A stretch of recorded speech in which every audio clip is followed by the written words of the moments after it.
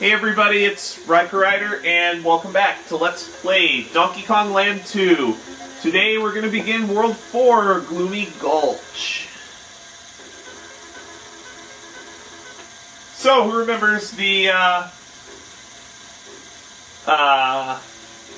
rope snakes, not the rope snakes, the, rope spirits, rather. Well, they're back. And they're just as annoying, actually they're more annoying because you don't have that little visual, or not visual, you have that, you're lacking the audio cue that was present in the original game, which makes making some of the jumps a lot harder.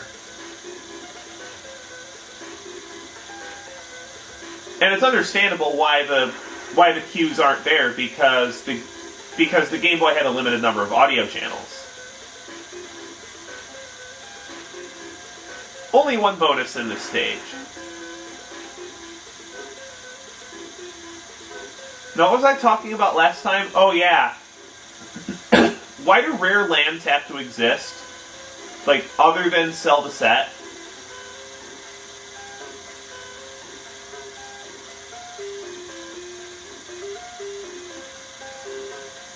Because,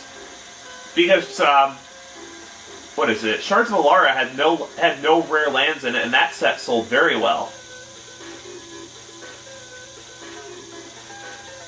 Now, Wizards argues that there need to be rare lands so that your dual land slot isn't taken up by an uncommon. But honestly, it's more infuriating in Limited to have one of your rare slots taken up by a dual land.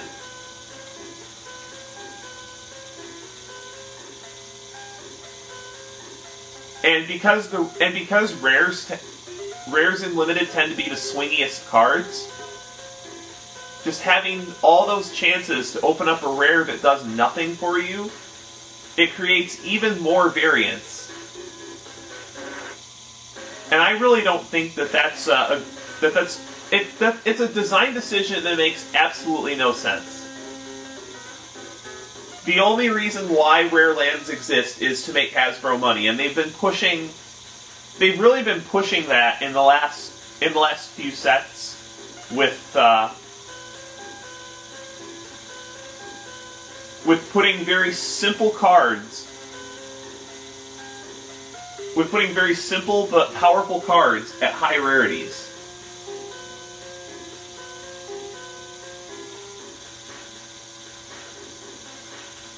If you look at the Return to Ravnica spoiler, there's a number of removal spells, and a number of just spot removal spells, like Abrupt Decay and Dreadbore, that should be at uncommon. Now, Dreadbore I can see being at rare because being able to destroy a Planeswalker at uncommon is a little bit much. But Abrupt Decay is only a rare to sell the set. And the card and a rarity, and because they don't want to ruin Limited, rarity is also an excuse to bring the power level of the cards up, which, did I miss the bonus? I did.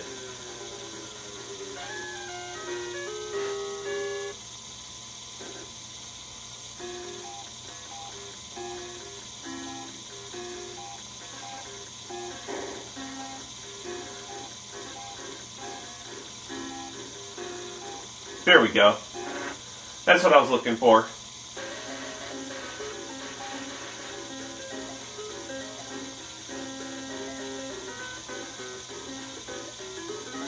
Oh, stupid. Don't worry, I'll get it next time. And this really brings me back to why my game day, or not game day, the celebration experience was so bad. It's primarily due to the way it's because one of my common slots was taken by a basic land,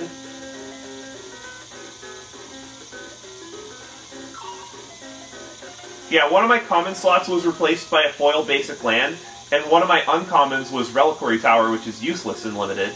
It's a great commander card, but...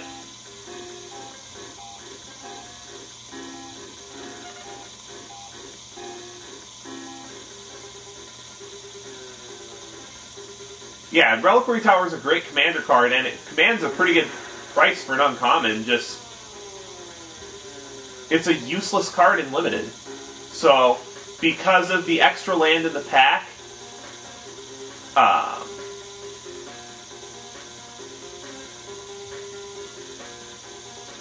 what was it? Oh, the DK coin was up on that upper track.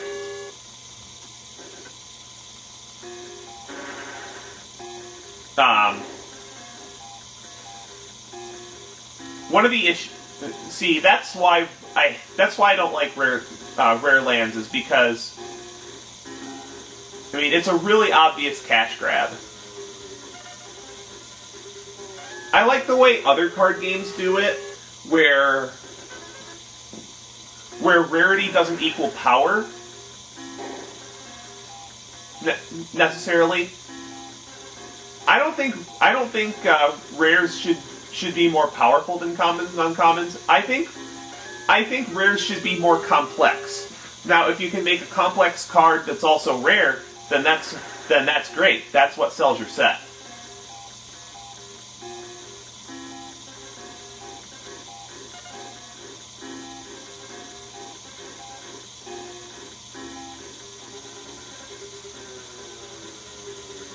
As a matter of fact, one thing you may have noticed about the recent power creep in the game is it's only really been applying to rares. If you look at the commons and uncommons, they have not been getting more powerful. They've been staying about the same.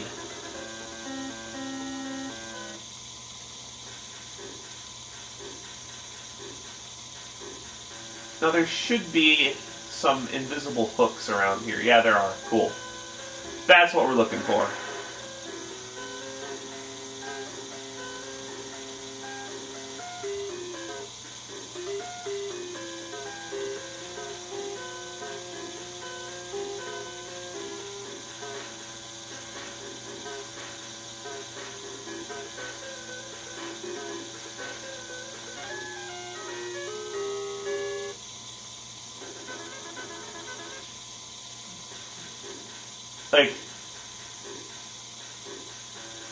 Like when that's another thing.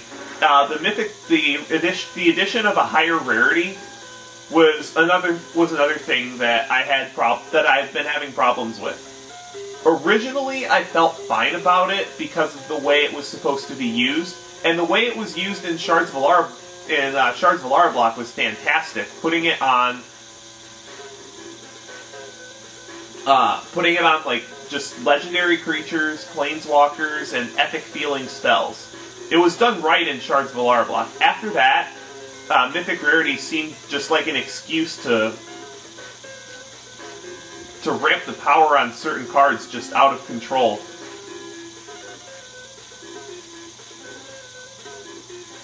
Like, they've pretty much... Wizards is under pressure from Hasbro, obviously. Wizards has gone back on just about everything they said Mythic Rarity would not be. The only thing that they haven't...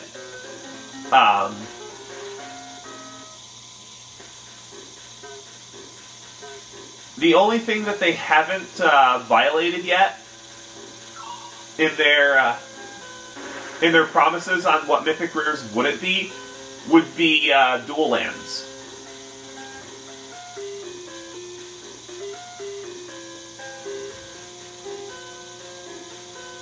Unfortunately, what's going to happen one of these times is that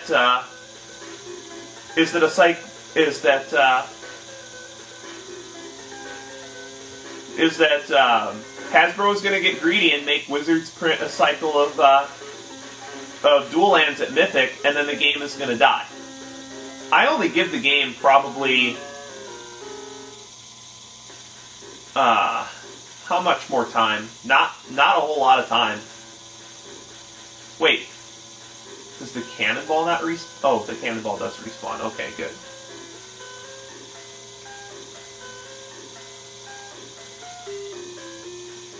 Like, I'm only going to give the game between 5 and 7 years. After that, unless something changes, the game's done. Because this kind of power creep in only the rares is just unsustainable. It makes for a luck sack limited format too, which I don't like because now normally I love drafting, and I really love drafting older sets where the rares are a lot less swingy, and there's generally a lot more skill in what you pick. The last few limited formats I have been very unhappy with because of how swingy the rares are.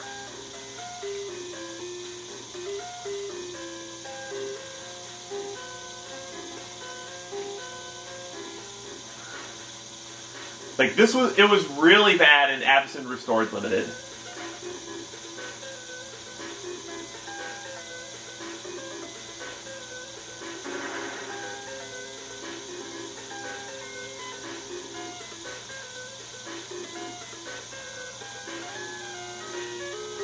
And even to lesser extent, there were some really power pushed uncommons that wouldn't see play in say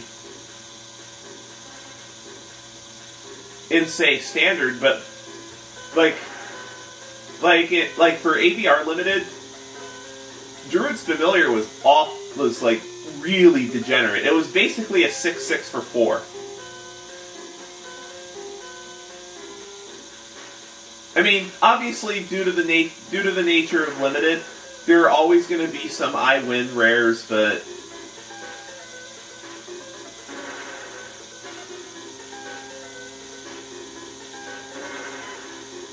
that's just the nature of just the way some cards are designed.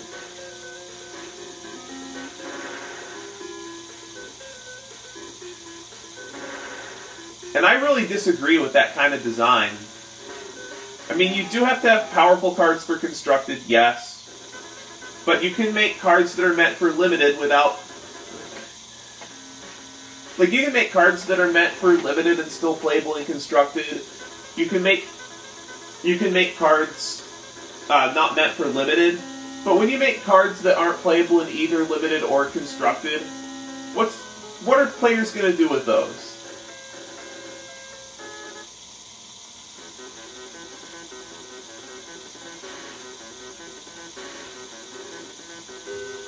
Like when you print, like say when you print a, what is it?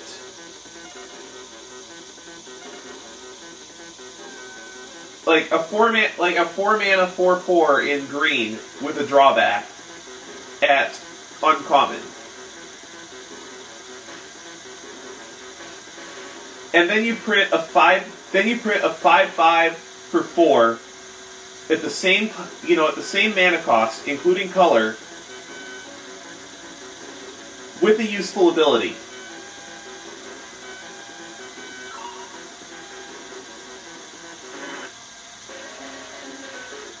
Honestly, the game has enough tournament support and enough of a following that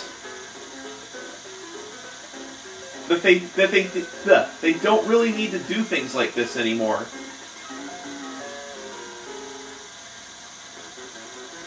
I mean, Magic the Gathering is a brand name that's been awesome for so long. They don't really need to do things like this. The game sells itself. It's gonna get to the point where I'm gonna be like a client only player if this keeps up.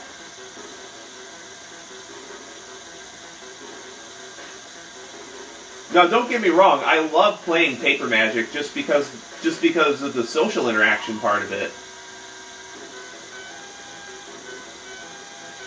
But if the game's going to be like this, then yeah. If they're just going to keep making... Now, I wouldn't have a problem with standard being super expensive if they actually gave options to support other formats at the local level. The only formats that are really even supported at the local level are rotating formats and limited formats.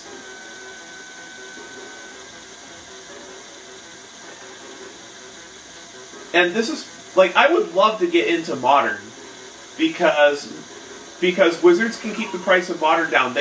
Wizards has absolutely no,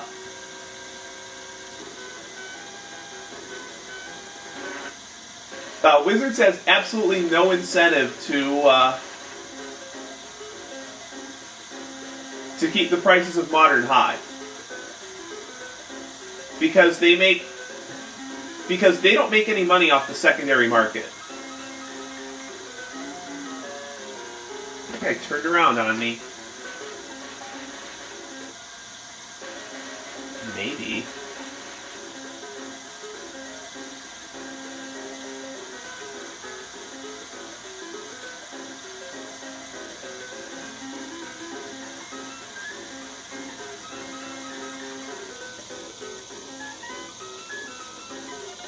Alright, there we go. Finally got it. We actually don't have a whole lot of bonus stages left. There's only 13. And I already got the DK coin.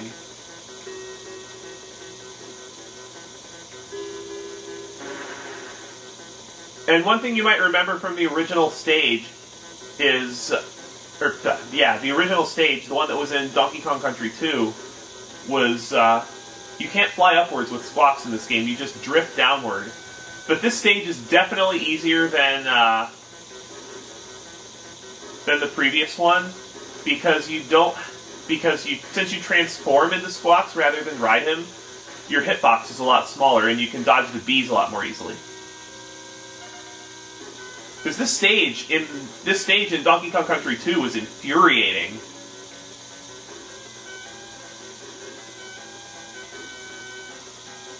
In this game, not so much.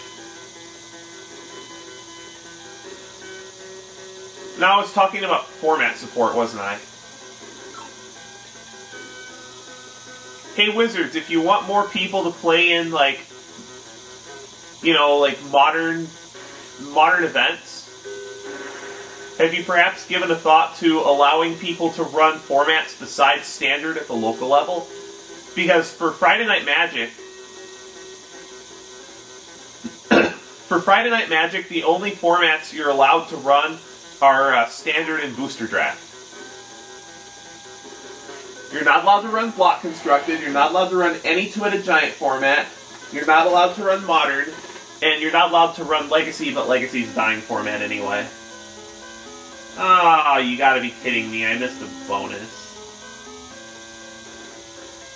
You know what, I'm just gonna get that bonus at the beginning of the next video.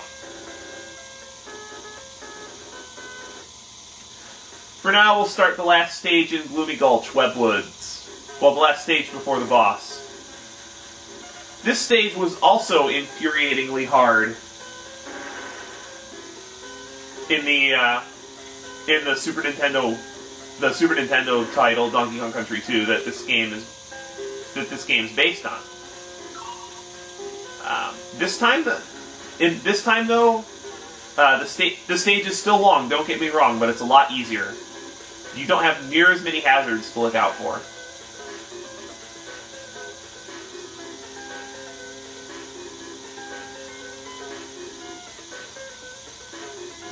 Wow, mega lag. Both of the secrets are located towards the end of the stage, and the DK coin isn't nearly as infuriating as it was in the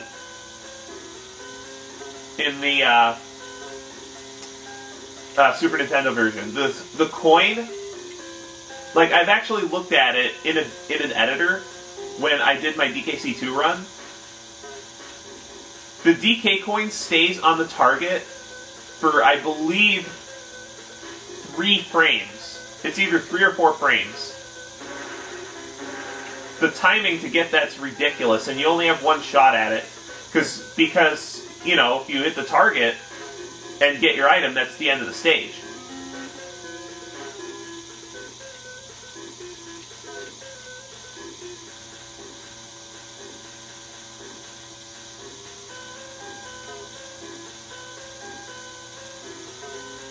This time, though, since there's no target, you know, there's no target minigame at the end, the DK coin's just hanging around.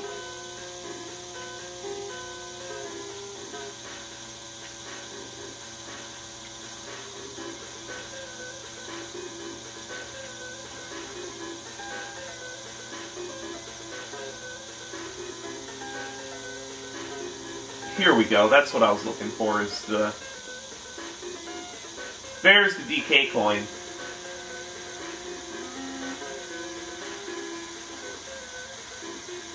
And now I think I want to stay low in the stage, because there's a bonus barrel hidden down here.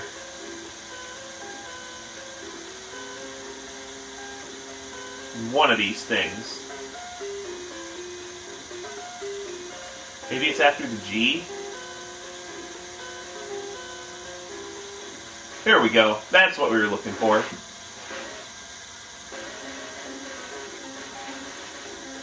Oh, this is it.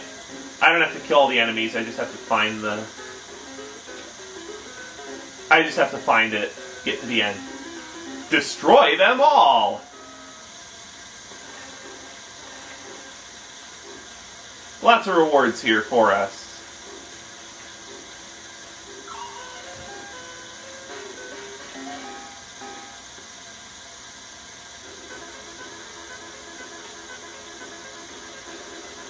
Okay, the creepy crow boss fight's kind of annoying. Just because some of the patterns are nasty. It's very similar to the first fight. You just wait for him to drop an egg.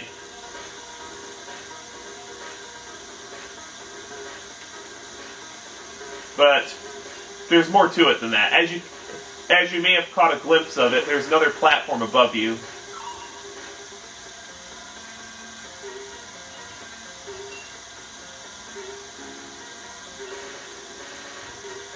Yeah, because of the way the eggs fall, you pretty much have to take a hit there. And it gets bad.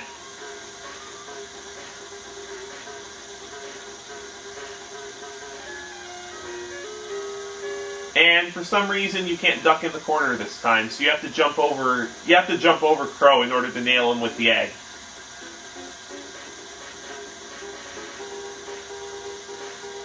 And I'm pretty sure while the egg is bouncing around on that part of the screen, if you touch it, you die. Until it settles, at least. And it's really annoying. I don't like the design of this fight. Especially when you're moving up to the second platform, because it's pretty much impossible to dodge the eggs.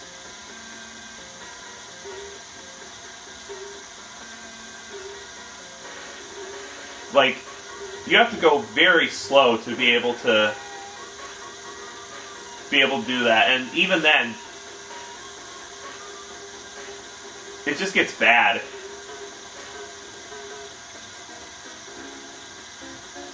Yeah, you have to jump over Crow, which gets really annoying.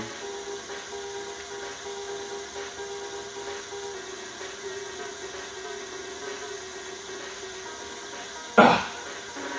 Cool. Only 4 hits. Alright. Now, one thing you may have noticed is that we haven't run into Clubba's Kiosk yet. Well, Clubba's Kiosk in this game is on the world map. And in order to get into the Lost World, it takes 47 Krem coins instead of 15. And it just happens to be that there are 47 Krem coins in the game. So you'll have to find all the bonuses before you can get to the Lost World. So it is indeed a forced 100% completion. In any case, I'm going to go back to the first stage, farm a couple more lives because the next world is really hard, and at the start of the next video, I'm going to clean up Parachute Panic before entering King k.rool's Keep, World 5, next time on Let's Play Donkey Kong Land 2. See you later, everybody!